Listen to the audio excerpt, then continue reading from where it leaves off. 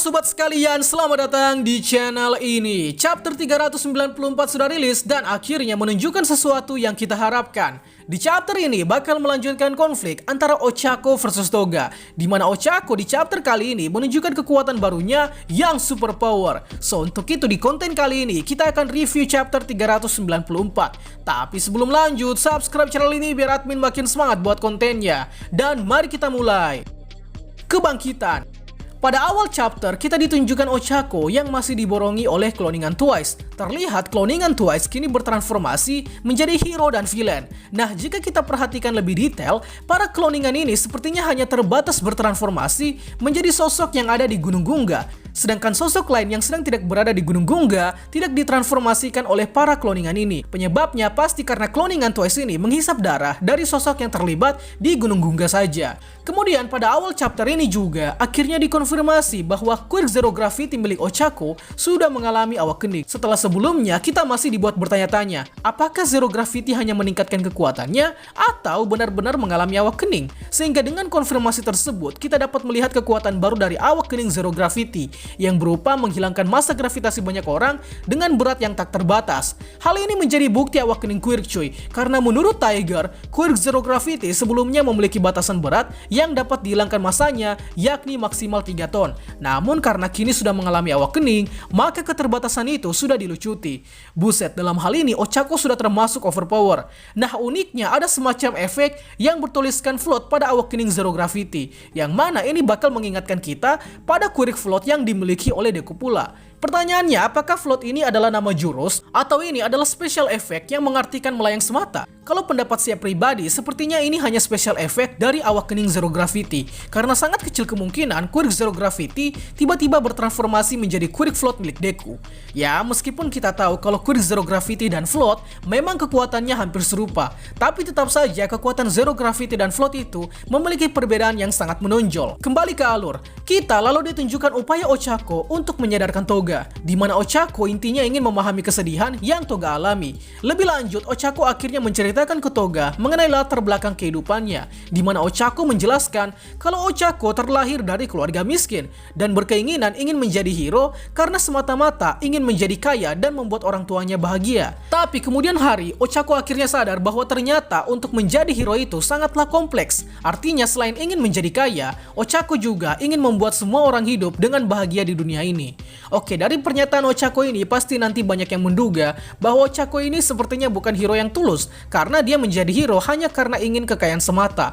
Tapi yang perlu disadari adalah Ochako ini memiliki keinginan yang realistis, di mana Ochako berpikir dengan menjadi hero dan mendapatkan uang, maka dia dapat memperbaiki nasib keluarganya.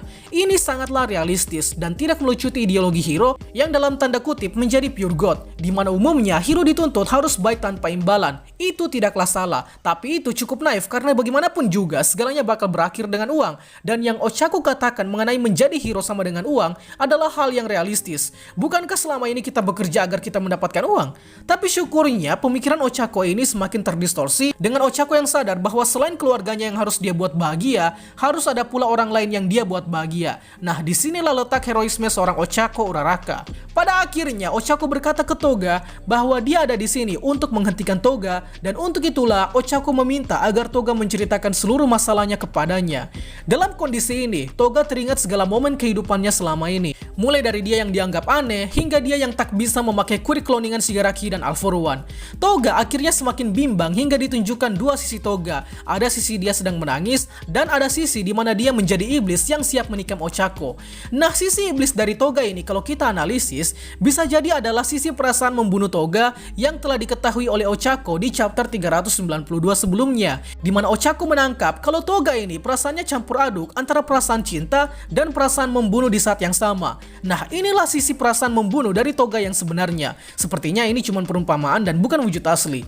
Setelah Ochako berkata untuk mendengarkan segala masalah Toga, Toga kemudian sembari menangis menjelaskan segalanya ke Ochako, bahwa dia sebenarnya menyukai segalanya, seperti hewan, penjahat, pahlawan, laki-laki, dan bahkan wanita.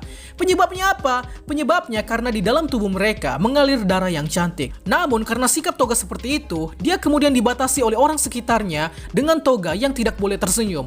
Oke, toga ini bisa dibilang posisinya sebagai penyimpangan dan juga sebagai korban di saat yang sama.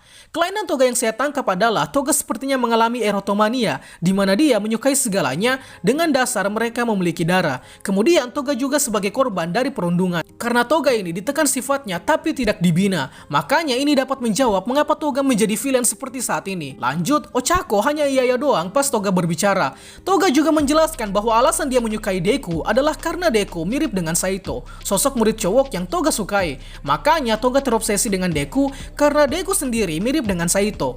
Ngomong-ngomong soal Saito, Saito ini adalah teman sekelas Toga dan dia adalah korban dari kegilaan Toga terhadap darah. Status Saito sejauh ini tidak diketahui. By the way, saya salvok sama baju Saito di sini yang bertuliskan Sometimes Tuesday dan kawannya yang di belakang bertuliskan Sometimes Saturday. Ini adalah cara Bang Hori buat menyinggung rilisan majalah Shonen Jump yang kadang rilis Selasa atau Rabu. Unik juga. Kembali ke Toga. Toga kemudian menjelaskan ke Ochako bahwa selain obsesi, dia juga takut untuk mengungkapkan perasaannya ke Deku. Karena setiap kali Toga ingin confess, dia selalu kepikiran untuk meminta darah dari orang yang dia confess. Dan ini Toga pikirkan sehingga takutnya ketika Toga melakukan hal itu pada Deku, maka Deku akan menganggap Toga bukan manusia. Saya rasa pasti kalian sudah paham dengan masalah Toga. Tapi di sini Toga kasihan banget sih sebenarnya. Ternyata dia memiliki ketakutan untuk dianggap monster oleh krunya.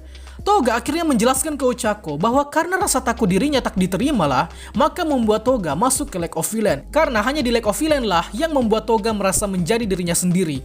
Di saat yang sama, Toga menghunuskan belatinya ke arah Ochako. Tapi Toga sengaja melesat, karena Toga kini sadar bahwa Ochako selama ini memberi ruang bagi Toga untuk bercerita. Hanya saja Toga terlambat untuk menyadarinya. Perlahan terlihat kloningan twist yang diciptakan oleh Toga mulai lenyap. Ini disebabkan karena waktu transformasi Toga yang sudah habis. Maka dalam hal ini, transformasi Twist dengan queer double-nya bakal sirna pula. Ochako dalam pelukan Toga juga berkata bahwa dia merasa kalau orang yang berjuang hingga babak belur adalah sosok yang keren. Dalam hal ini, Toga tentunya. Maka dari itu, Ochako berkata bahwa meskipun dia tak dapat menggantikan Lake of Villain, tapi menurut Ochako bahwa semua orang harus tahu kalau Toga memiliki senyuman yang cantik. Toga lalu bertanya ke Ochako, apakah aku cantik? Ochako menjawab, paling cantik sedunia.